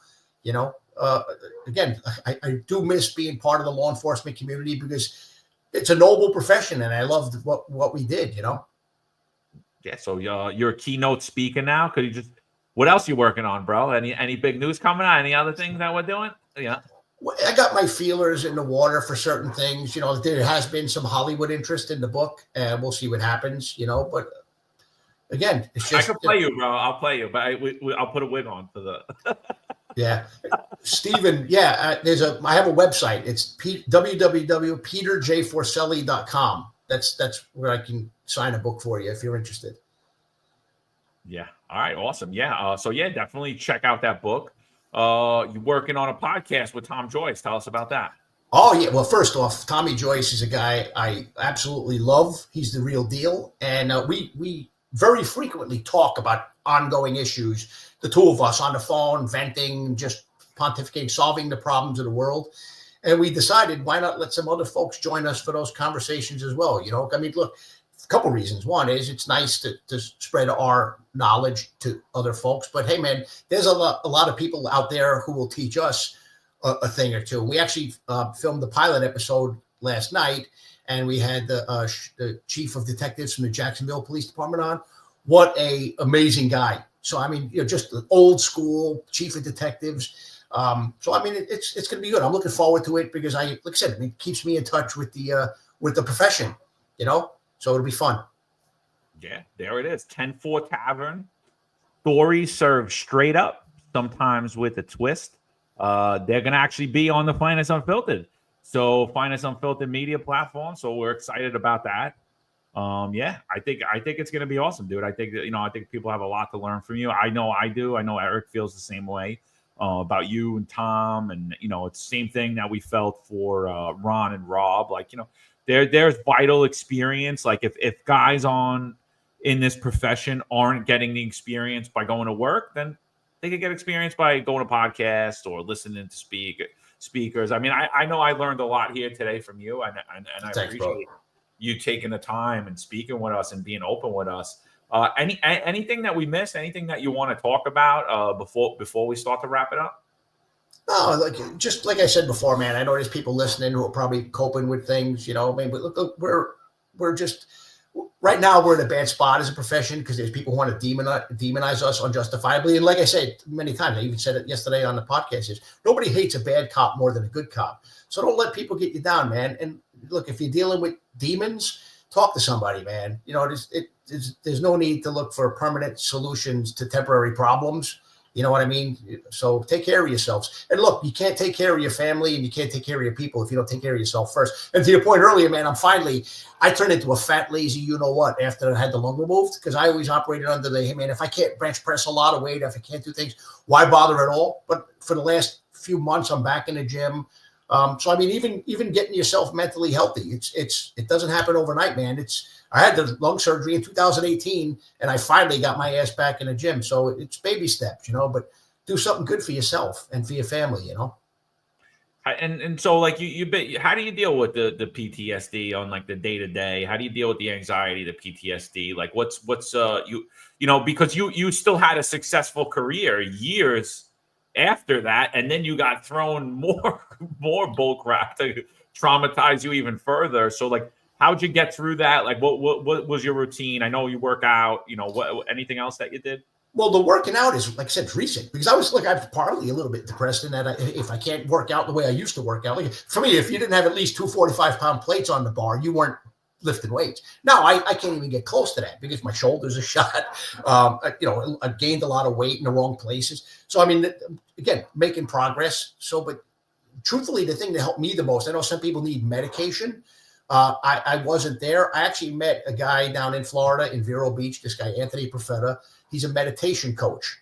And let me tell you something. I found that just meditating and just getting, just taking the stresses and putting them aside and recognizing that, like, you can't worry about yesterday because you can't undo yesterday. You can't worry about tomorrow because tomorrow is, you got to live in the moment, or you're letting those things steal your joy. Meditation is what I use, and it's really, really helpful. The other thing is, like, I'm not the most religious guy. Like, I don't go to church, but I do pray every day. I believe in God. I believe that God has a reason for all of us. So it's just a matter of finding what helps you get through the day. And look, for some people, it's going to be medication, unfortunately. It's just I found a really good meditation coach, and he was able to keep me out of there. It's funny because during the cancer, my blood pressure was at like stroke levels. My oncologist was more worried I would die from a stroke than the cancer before they were able to make sure it didn't spread. And it was the meditation that got it down without medication. So that stuff works. I used to think it was like, that's bullshit. It's junk science. Meditation, sitting there with your legs crossed and, chanting. That's not what it is. There's all different sorts of forms of meditation, but they work for some people. So find what works for you, Yeah. So I've been dealing, like I told you, I've been dealing with the anxiety and like, little bouts of depression. I don't know. Like I don't think it's depression. The doctor says it is, like I don't feel depressed. I laugh every day. I tell jokes. Like I don't think it is.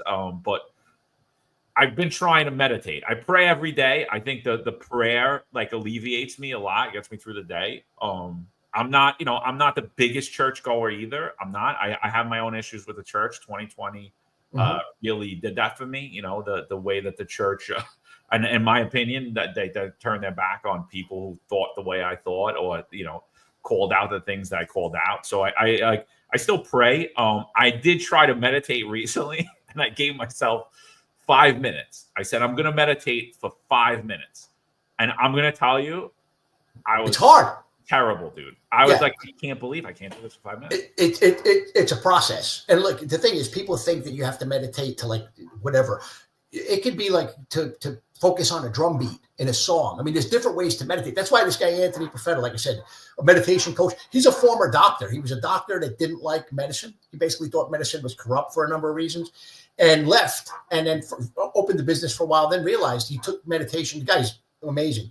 And then said, hey, man, I can integrate what I learned as a doctor into some of this meditation and kind of pair those things up. So he's not like a kook by any stretch, but he understands the physiology behind meditation. But yeah, I was the same thing, man. I was like, this sucks. It took me many, many, many tries to be able to actually get there. And again, it's like being a work in progress, you know?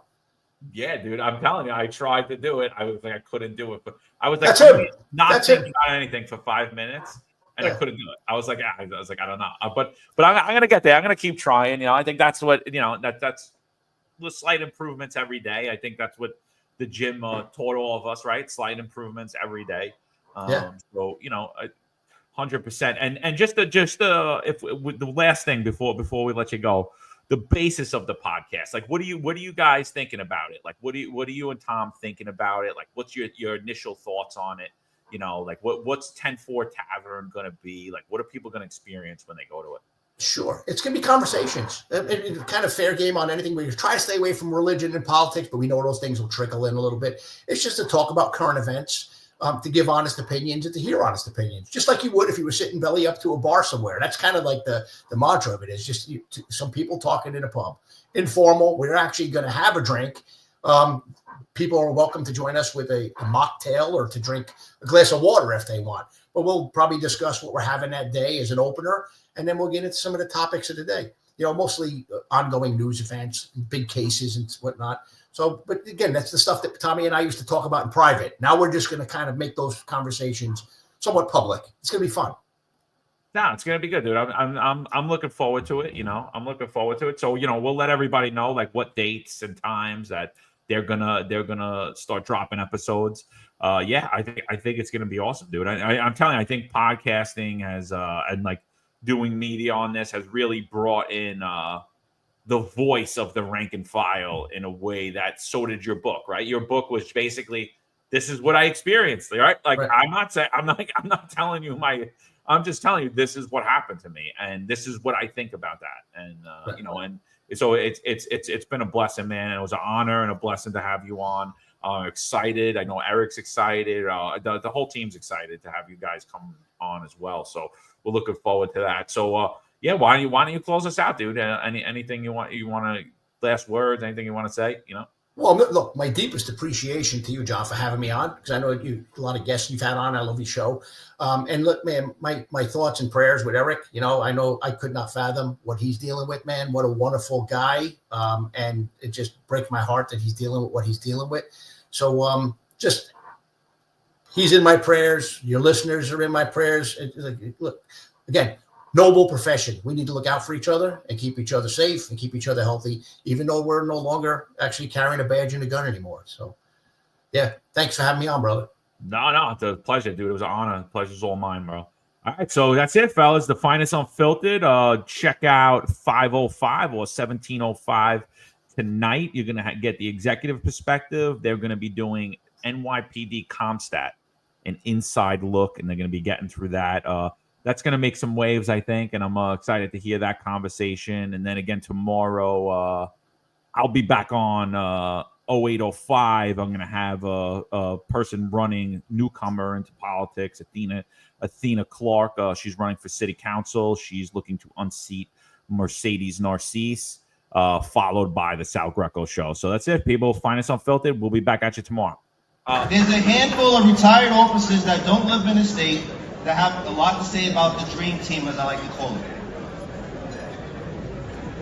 All of a sudden, they retire and have a master plan on how to fight crime, but nothing to contribute when they were here. They want to come back and be part of the dream team. What can I say? Law enforcement professionals dedicate their lives to serving and protecting our community, but who's protecting their financial futures? That's where Laidlaw Blue comes in. Our wealth management platform is specifically designed for the law enforcement community. Laidlaw Blue is a division within Laidlaw Wealth Management, run by retired New York City detective John McDermott. His status as a retired detective uniquely positions him to establish a deep connection between Laidlaw Blue and the law enforcement community. Our platform is easy to use and provides a range of financial services, including investment management, retirement planning, and insurance solutions. With Laidlaw Blue, you can secure your financial future and provide for your loved ones. Our team of experienced financial advisors understands the unique challenges and opportunities that law enforcement professionals face. We're here to help you navigate the complexities of financial planning and achieve your goals. Laidlaw Blue. Secure your financial future today. Book a meeting using the QR code displayed or call us directly on 888 901 Blue. That's 888 901 Blue.